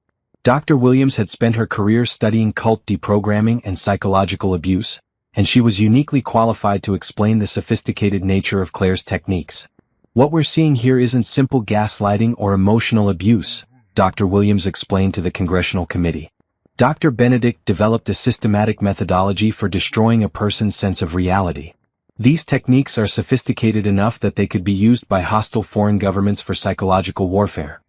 She walked the committee through Claire's documented process: initial assessment to identify psychological vulnerabilities, systematic isolation from support systems, introduction of false information designed to create confusion and self-doubt, use of authority figures to validate the false narrative, and finally the complete destruction of the victim's credibility and self-confidence. "The manual that Dr. Benedict created is essentially a blueprint for psychological torture," Dr. Williams continued. "It's designed to leave no physical evidence while causing maximum psychological damage. The fact that she used these techniques for personal profit makes her one of the most dangerous criminal psychologists I've encountered in 30 years of practice." The congressional hearing triggered immediate action. Legislation was introduced to classify systematic psychological manipulation as a form of domestic terrorism. Medical licensing boards announced new protocols for detecting and preventing the kind of professional misconduct that Claire had engaged in. Universities began reviewing their psychology curricula to include training on recognizing and preventing psychological abuse. But the cultural impact extended far beyond policy changes. The hashtag psychological abuse began trending globally as survivors of manipulation and gaslighting shared their stories. Support groups formed online for people who had experienced similar treatment. Mental health professionals reported increased demand for services from people who were finally able to recognize that their experiences had been abusive rather than medical. Rico monitored the social media feeds, watching in real time as the culture began to shift. Women who had been silenced by powerful men were finding their voices. Journalists who had abandoned important stories due to psychological pressure were resuming their investigations. Employees at tech companies were coming forward with evidence of workplace abuse and illegal activities. The tech industry's response was defensive and chaotic. CEOs issued carefully worded statements condemning Jordan and Claire while insisting that their companies operated ethically. But Rico's initial revelations had opened the floodgates, and investigative journalists were now scrutinizing every major tech company for similar patterns of abuse. Within a week, 3 more tech executives had resigned amid allegations of using psychological manipulation against female employees. 2 major cybersecurity companies were facing federal investigations for potentially illegal surveillance activities. A dozen law firms announced class action lawsuits against tech companies that had used Sentinel Tech services. The financial markets reflected the industry-wide crisis of confidence. The Nasdaq Technology Index fell by 15% over 5 trading days as investors fled companies that might be exposed to similar scandals. Venture capital funding for surveillance and data collection startups dried up overnight as investors worried about regulatory and legal risks. But the most satisfying aspect of the public reckoning from Rico's perspective was watching Jordan and Claire's former allies distance themselves from the scandal. Business associates who had praised Jordan's innovative approaches to corporate security were now claiming they'd never known about the illegal activities. Medical professionals who had worked with Claire were insisting they'd been deceived about her true methods. The tech industry's culture of protecting powerful men at the expense of their victims was collapsing in real time. For too long, women who reported abuse or illegal activity had been dismissed as disgruntled employees, unstable ex-wives, or attention-seeking troublemakers. The evidence Rico had compiled made it impossible to maintain those narratives. Jordan's arrest photos, showing him in an orange jumpsuit and shackles, became symbols of accountability for an industry that had operated with impunity for too long. Claire's mugshot, with her perfectly styled blonde hair disheveled and her compose completely shattered, represented the fall of the professional enablers who had made systematic abuse possible. Media coverage of their trials would continue for months, providing a platform for their victims to tell their stories and seek justice. But the cultural damage was already done. The tech industry would never again be able to dismiss accusations of abuse as easily as they had in the past. Rico's phone buzzed with a message from Malia, watching the congressional hearing. "I can't believe how many other victims there were. How many other women like me who thought they were going crazy." "You weren't going crazy," Rico replied. "You were experiencing psychological warfare conducted by criminal psychologists. The difference is that now everyone knows it." "What's next?" she asked. Rico looked at his screens, where dozens of new investigations were being launched into tech industry abuse. "Now we make sure this never happens again."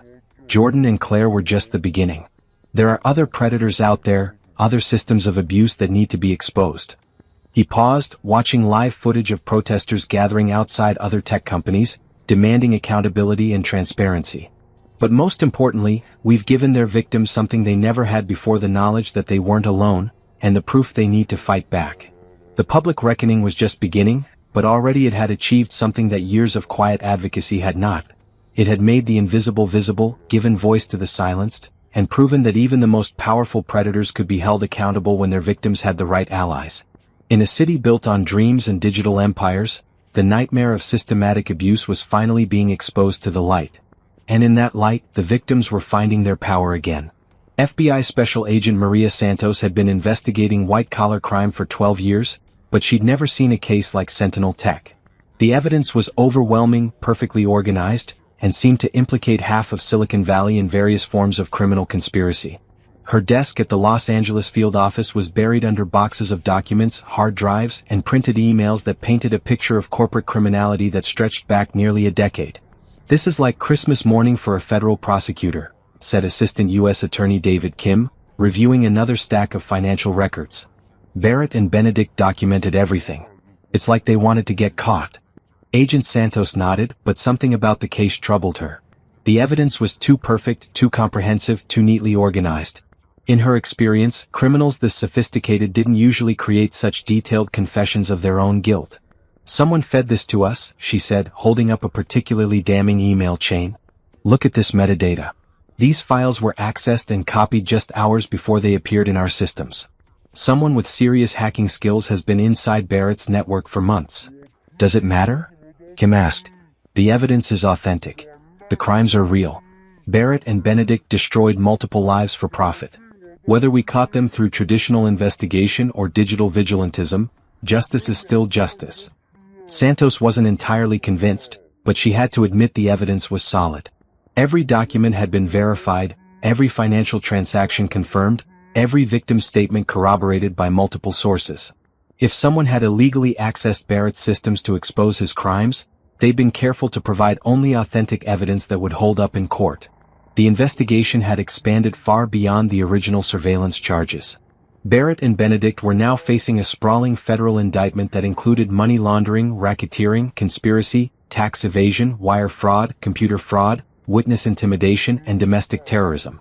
The domestic terrorism charges were particularly significant. They marked the first time that systematic psychological manipulation had been prosecuted under federal anti-terrorism statutes. The domestic terrorism angle is brilliant, Kim explained to the task force assembled in the FBI conference room. Benedict's psychological manipulation manual shows premeditation, systematic planning, and intent to terrorize multiple victims. Under the enhanced penalties, she's looking at life in prison. The task force included representatives from the FBI's Cybercrime Division, Financial Crimes Unit, and Domestic Terrorism Section, along with prosecutors from multiple U.S. attorney offices. The scope of Barrett's criminal network had required coordination across jurisdictional lines, with investigators in 12 states working to unravel the full conspiracy. Agent Janet Rodriguez from the Cybercrime Division was leading the technical investigation. She'd spent weeks analyzing Barrett's surveillance network, mapping its connections and identifying its victims. We've confirmed that Barrett's network illegally accessed systems belonging to over 3,000 individuals and 800 corporations, Rodriguez reported. The data theft includes trade secrets, personal communications, financial records, medical information, and government documents. This is the largest corporate espionage operation we've ever prosecuted. The corporate espionage charges were particularly damaging because they carried severe financial penalties. Under federal law, each instance of trade secret theft could result in fines equal to twice the economic damage caused. With damages estimated in the billions, Barrett faced the possibility of financial penalties that would eclipse his entire net worth several times over. But the investigators were discovering that Barrett's crimes were just part of a larger ecosystem of corruption in the tech industry. His client list read like a directory of corporate America's most ethically questionable companies, all of whom had used Sentinel Tech Services to spy on employees, competitors, and critics. We're looking at potential conspiracy charges against Barrett's corporate clients, Agent Santos explained to the task force. Companies that knowingly use stolen data to gain competitive advantages could face criminal liability as co-conspirators. The corporate conspiracy investigation was being handled by a separate task force, but the implications were staggering. If major corporations were prosecuted for using Barrett's services, it could trigger the largest corporate crime investigation since the savings and loan crisis of the 1980s. Meanwhile, Claire Benedict's psychological manipulation network was revealing its own web of criminal conspiracy. Her consultation services had involved dozens of medical professionals, lawyers, and other experts who had helped orchestrate the systematic abuse of vulnerable women. Dr. Patricia Williams, the forensic psychologist who had analyzed Benedict's methods for Congress, was also consulting with federal investigators. Her analysis of Benedict's network revealed a sophisticated criminal organization that had operated for years without detection. Benedict wasn't working alone, Dr. Williams explained to the investigators. She had a network of corrupt medical professionals who would provide false diagnoses, lawyers who would file fraudulent legal documents, and other enablers who helped implement her psychological warfare campaigns. The racketeering charges against Benedict's network were based on this pattern of organized criminal activity. Under RICO statutes, everyone who participated in the conspiracy could be held liable for all crimes committed by the organization, potentially resulting in decades of prison time for doctors, lawyers, and other professionals who had enabled the abuse. But the investigation was also revealing the broader cultural context that had allowed Barrett and Benedict to operate with impunity for so long. The tech industry's culture of protecting powerful men while silencing their accusers had created an environment where systematic abuse could flourish unchecked. Agent Santos interviewed dozens of tech industry employees who described a culture where women who reported abuse or illegal activity were routinely dismissed as disgruntled, unstable, or attention-seeking. Human resources departments that should have investigated complaints instead worked to protect the company's reputation and the careers of valuable male employees. The industry has a systematic problem with accountability, Santos reported to her supervisors. Barrett and Benedict weren't aberrations, they were products of a culture that rewards predatory behavior while punishing victims who speak out. The cultural investigation was leading to discussions about broader regulatory changes for the tech industry. Congress was considering legislation that would require tech companies to report incidents of employee abuse to federal authorities, similar to requirements for financial institutions to report suspicious activities. But the most immediate impact of the investigation was on Barrett and Benedict themselves. Both were being held without bail, deemed flight risks due to their access to offshore financial accounts and international connections. Their legal teams were struggling to mount effective defenses against the overwhelming evidence of their crimes. Barrett's lawyers had initially tried to argue that his surveillance activities were legitimate business practices in the competitive tech industry. But the evidence of personal use, particularly the systematic abuse of his wife, made it impossible to claim that his actions were motivated by business rather than personal malice. Barrett used corporate resources to conduct personal vendettas against women who challenged him, Prosecutor Kim explained to the media. This wasn't competitive intelligence, it was domestic terrorism funded by corporate profits. Benedict's defense team faced even greater challenges. Her detailed documentation of psychological manipulation techniques made it impossible to claim ignorance or lack of intent. The manual she'd written essentially served as a confession to years of systematic abuse. Benedict created a blueprint for psychological torture and then used it against vulnerable women for profit, Kim continued. Her own words condemn her more effectively than any prosecutor could. The trials were scheduled to begin in 6 months, but plea negotiations had already started.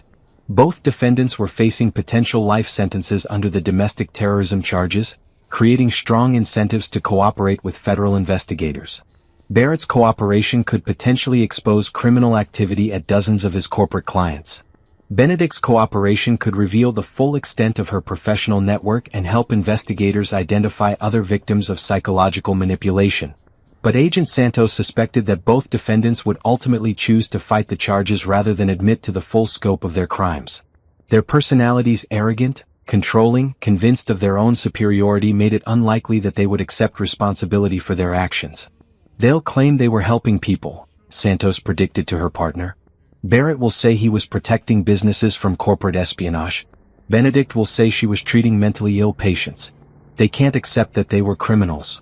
The prediction proved accurate when Barrett's first interview with federal agents was leaked to the media.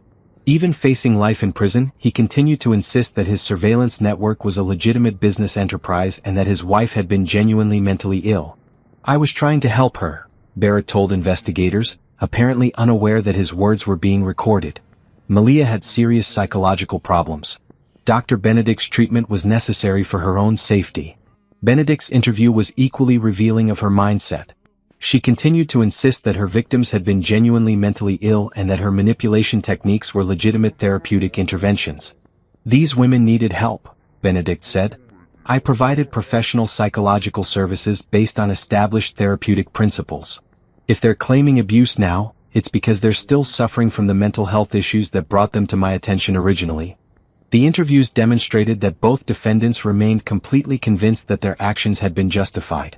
Their inability to recognize the criminality of their behavior would likely make them unsympathetic to juries and judges. As the investigation continued to expand, Agent Santos reflected on the broader implications of the case. Barrett and Benedict had built their criminal empire by exploiting society's tendency to dismiss women's accounts of abuse and manipulation. They'd weaponized gender bias, turning it into a profitable business model. But their downfall had also demonstrated the power of technology to expose and punish systematic abuse. Whoever had infiltrated Barrett's network and delivered the evidence to federal authorities had used digital tools to achieve justice in ways that traditional law enforcement might never have accomplished. "This case is going to change everything," Santos told her partner as they reviewed the latest batch of evidence. Barrett and Benedict thought they were untouchable because they understood how to manipulate people and systems. But they never considered that someone might understand those systems better than they did. The investigation was far from over, but its impact was already being felt throughout the tech industry. The message was clear: the culture of impunity was ending, and those who abused their power would be held accountable regardless of their wealth, connections, or sophisticated manipulation techniques. In a conference room overlooking Los Angeles, federal investigators continued methodically building cases against dozens of criminals who had thought themselves above the law. Outside, the city hummed with digital energy, but now that energy carried a different message, one of accountability, justice, and the power of truth to overcome even the most sophisticated lies. The federal courthouse in downtown Los Angeles had seen many high-profile trials, but the Barrett-Benedict case drew unprecedented media attention. Security was tight as protesters gathered outside, some calling for maximum sentences while others demonstrated support for domestic violence survivors. The trial that would determine Jordan Barrett and Claire Benedict's fate had become a symbol of accountability in the tech industry. Judge Margaret Chen had been randomly assigned to the case, but her background made her particularly suited to handle the complex issues involved. A former prosecutor who had specialized in organized crime, she had seen sophisticated criminal conspiracies before. More importantly, she had a reputation for being unmoved by wealth, status, or attempts at manipulation. The prosecution team, led by Assistant U.S. Attorney David Kim, had spent months organizing the evidence into a coherent narrative. They faced the unusual challenge of prosecuting crimes that were both highly technical and deeply personal, requiring them to explain complex surveillance systems while also conveying the human cost of systematic psychological abuse. "Ladies and gentlemen of the jury," Kim began his opening statement, "this case is about power and how it can be weaponized against innocent people. The defendants used their expertise in technology and psychology to build a criminal empire based on surveillance, manipulation, and the systematic destruction of anyone who threatened their interests." Barrett's defense team, led by prominent white-collar attorney Michael Sterling, attempted to portray their client as a legitimate businessman whose methods had been aggressive but legal. But the strategy fell apart when prosecutors presented Barrett's own recorded statements about his surveillance activities. The defendant referred to his own wife as a subject in his surveillance reports, Kim told the jury, displaying internal Sentinel Tech documents on courtroom screens. He monitored her communications, tracked her movements, and coordinated with his sister to systematically destroy her mental health. This wasn't business, it was domestic terrorism. Benedict's defense was even more challenging. Her lawyer, Patricia Morrison, attempted to argue that her client had been providing legitimate psychological services based on her professional training. But the detailed manipulation manual Benedict had written made it impossible to claim her actions were therapeutic rather than predatory. Dr. Benedict documented her own crimes, prosecutor Sarah Walsh explained to the jury. She created a step-by-step guide for psychological torture and then used it to destroy multiple women's lives for profit. Her own words condemn her more effectively than any prosecutor could. The trial's first week focused on the technical aspects of Barrett's surveillance network. FBI cybercrime specialist Janet Rodriguez walked the jury through the sophisticated system that had been used to spy on thousands of individuals without their knowledge or consent. The defendant's network was more extensive than some government surveillance systems, Rodriguez testified. It illegally accessed personal communications, financial records, medical information, and business documents belonging to over 3,000 individuals and 800 corporations. The surveillance evidence was damning, but the personal testimony from Barrett's victims had the greatest impact on the jury. Rachel Morrison, the environmental lawyer whose career had been destroyed by Barrett's psychological warfare, testified for an entire day about the systematic campaign that had nearly driven her to suicide. "I went from being a successful attorney with a clear sense of purpose to believing I was mentally ill and potentially dangerous," Rachel told the jury, her voice steady despite the emotional weight of her testimony. "The defendants used my own caring nature against me, making me believe that seeking help for my supposed mental illness was the responsible thing to do." Jennifer Walsh's testimony was equally powerful. The investigative journalist described how Benedict's manipulation techniques had convinced her to abandon important stories about tech industry corruption. "I was getting close to exposing Mr. Barrett's surveillance network," Jennifer explained. "I had sources, documents, and evidence of illegal activities. But Dr. Benedict's psychological manipulation made me believe that my investigative instincts were symptoms of paranoid delusion rather than legitimate professional judgment." Amanda Chen's testimony revealed the financial dimension of the conspiracy. Barrett's former business partner described how she'd been forced to sell her stake in the company for a fraction of its value after being subjected to Benedict's psychological warfare campaign. "They stole my company by making me believe I was mentally unstable," Amanda told the jury. "I lost millions of dollars and years of my life because I trusted that Dr. Benedict was trying to help me rather than destroy me." But the most powerful testimony came from Malia herself. Taking the stand on the trial's 8th day, she described 3 years of systematic isolation, surveillance, and psychological manipulation. "He identified the surveillance network yesterday," Sarah replied. "Hidden cameras in the house, keyloggers on all her devices, GPS tracking in her car. The husband's been building a psychological profile for months, probably planning to have her committed if she tries to leave." It was a depressingly common pattern. In the months since Barrett and Benedict's convictions, Phoenix Consulting had handled over 200 similar cases. The publicity surrounding the trial had encouraged women to recognize and report systematic abuse that might previously have been dismissed as marital problems or mental health issues. But Phoenix Consulting represented more than just Malia's professional redemption, it was her personal healing journey made manifest. Every woman they helped escape an abusive situation was validation that her own experience had meaning beyond just personal trauma. Her phone rang. Rico's number. "How's the Henderson surveillance removal going?" she answered. "Finished an hour ago," Rico replied. "Removed all the monitoring software, disabled the cameras, and installed security protocols that will alert her if anyone tries to reinstall surveillance systems. She's digitally free. And legally? Her divorce attorney has copies of all the surveillance evidence. Between the illegal monitoring and the fake psychiatric evaluations her husband arranged, she should get everything: custody, assets, and a restraining order that will keep him away permanently." Rico had become Phoenix Consulting's unofficial technology partner, though he maintained his anonymity and worked exclusively through encrypted communications.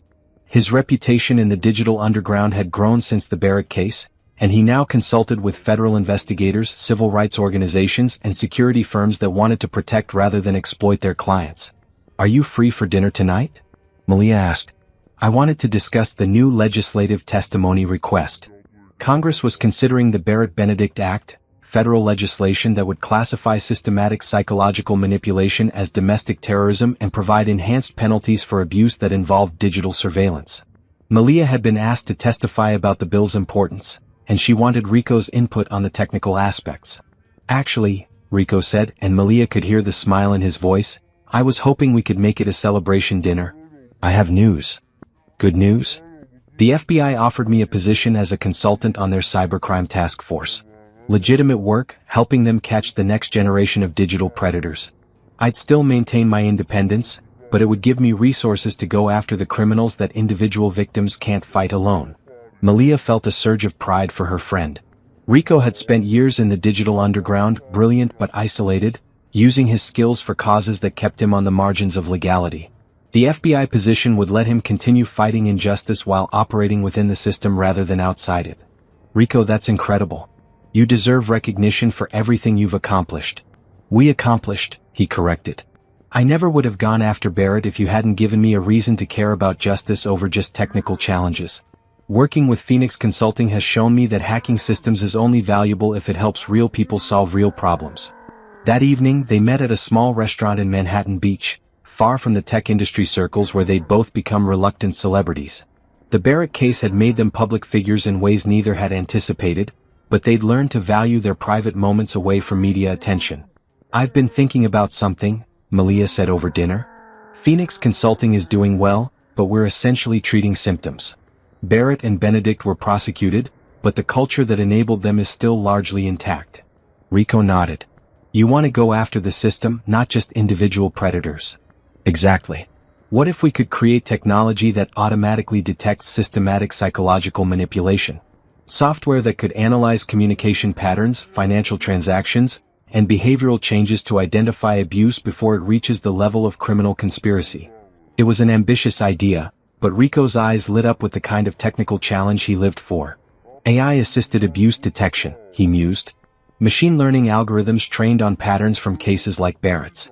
It could monitor for digital surveillance, financial control, isolation from support networks, manufactured evidence of mental instability, and alert authorities, family members, or advocacy organizations when concerning patterns emerge, Malia continued. "Imagine if someone had been monitoring my situation and intervened before I lost 3 years of my life to psychological torture." They spent the next 2 hours sketching out the technical and ethical framework for what they began calling the Phoenix system. It would be complex, balancing privacy rights with protection from abuse, distinguishing between legitimate relationship concerns and systematic manipulation, providing intervention options that empowered victims rather than further controlling them. But if it worked, the Phoenix system could revolutionize how society detected and prevented psychological abuse.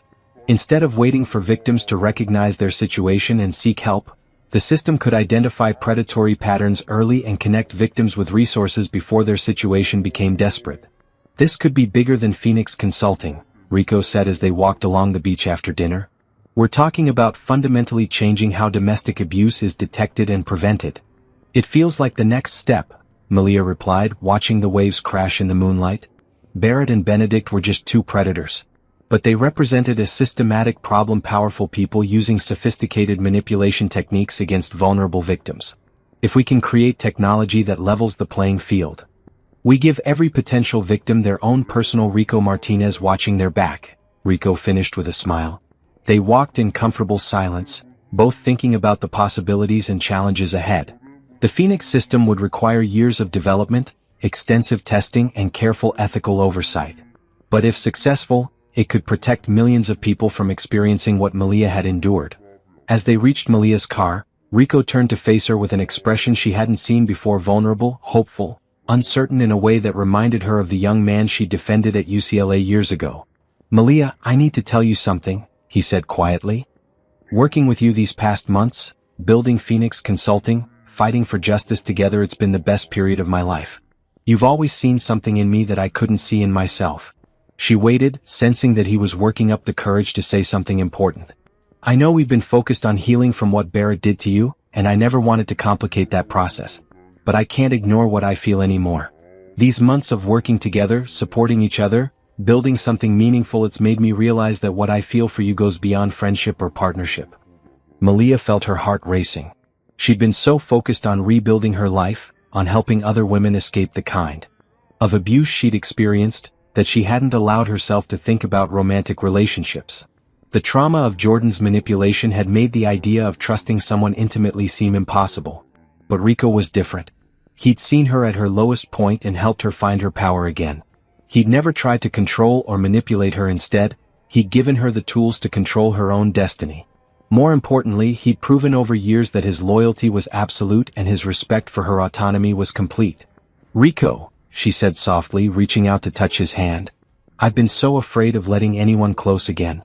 Jordan destroyed my ability to trust my own judgment about people. But with you, it's different. You've never made me doubt myself or question my perceptions. You've only helped me become stronger." He squeezed her hand gently. "I would never ask you to rush into anything. I know you're still healing, still rebuilding. I just wanted you to know how I feel, without any pressure or expectations." She looked at him in the moonlight, this brilliant, loyal man who had literally moved mountains to protect her from her abusers, who had spent months helping her build a new life without asking for anything in return, who had turned his considerable skills toward justice and healing rather than personal gain. "I care about you too," she said, surprising herself with the admission. "More than I've let myself acknowledge. But you're right, I need to be sure I'm choosing you for the right reasons, not because you rescued me or because I'm grateful for what you did." "Take all the time you need," Rico replied. "I'll be here regardless. As your business partner, as your friend, as whatever you need me to be. The feelings don't come with conditions." It was exactly the right thing to say, patient, respectful, without pressure. So different from Jordan's love bombing and control, from the way he'd used romantic gestures to mask his manipulation and abuse. "Can I ask you something?" Malia said. "That night when I called you from the street, when Jordan and Claire had just thrown me out, you responded immediately, dropped everything to help me. Why?" Rico considered the question carefully.